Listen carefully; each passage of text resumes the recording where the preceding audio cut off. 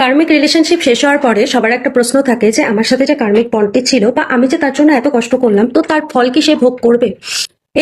এরকম যখন কোনো একটা মেন্টালিটি আমাদের মধ্যে কাজ করে, তখন কিন্তু আমাদের যখন আমরা কারো ক্ষতি চাইছি বা আমরা মনে মনে ভাবছি যে আমরা তার প্রতিশোধ নেব বা তার সাথে কিছু করা দরকার, তখন কিন্তু আমাদের মঙ্গল গ্রহ অ্যাক্টিভ হয়ে যায় এবং মঙ্গল কিন্তু তখন সঠিকভাবে কিন্তু কাজ করে না।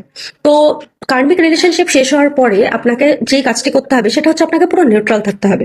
আপনি যখন নিউট্রাল থাকবেন তখনই কিন্তু তার সাথে, মানে আপনার সাথে যে খারাপ করেছে তার সাথে কিন্তু তার যে অপোজিট এফেক্টটা, মানে আপনার সাথে যেই কাজটি করেছে তার ফলটা সে পেতে শুরু করবে। কিন্তু আপনি যতদিন সেই রিভেঞ্জ নেওয়ার বা আপনি চাইবেন যে আপনার সাথে যেটি করেছে তার সাথেও খারাপ কিছু হোক, আপনি যতদিন সেই জিনিসটা মনে মনে চাইবেন, কার্মিক বন্ড কিন্তু মানে শেষ হবে না, বরঞ্চ আপনার উপর কিন্তু আরেকটি ঋণ এসে পড়বে। সেই কার্মিক ঋণ কিন্তু চলতে থাকবে। আর মনে রাখবেন, কার্মিক রিলেশন বা কার্মিক ঋণ যেটাকে বলে, সেটা ততদিন চলে যতদিন না কিনা আপনার সেই ঋণটি পূরণ হচ্ছে, আপনার সেই কষ্ট পরিপূর্ণ হচ্ছে, ততদিন কিন্তু সেই ঋণটি কন্টিনিউ করতে থাকে।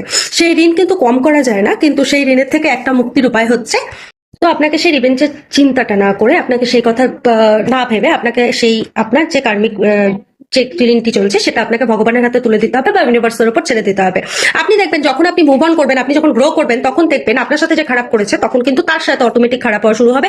তখন তার প্ল্যানেটারি পজিশন বা তার প্ল্যানেট তাকে কিন্তু এফেক্ট দিতে থাকবে। আর শনি আমাদেরকে ধৈর্য শেখায়, আমাদের সাথে সবকিছু দেরি করে, কিন্তু যা করে আমাদের সাথে কিন্তু ঠিক করে, একদম আমাদের জন্য যেটা সঠিক সেটাই করে।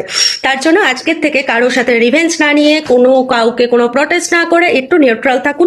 দেখবেন আপনার সাথে যে খারাপ করেছে আপনি নিজের চোখেই দেখতে পারবেন যে আপনি তার জন্য কতটা ইম্পর্টেন্ট ছিলেন, সে অবশ্যই সেটা কিন্তু বুঝতে পারবে। Thanks for watching. ওম নমঃ শিবায়।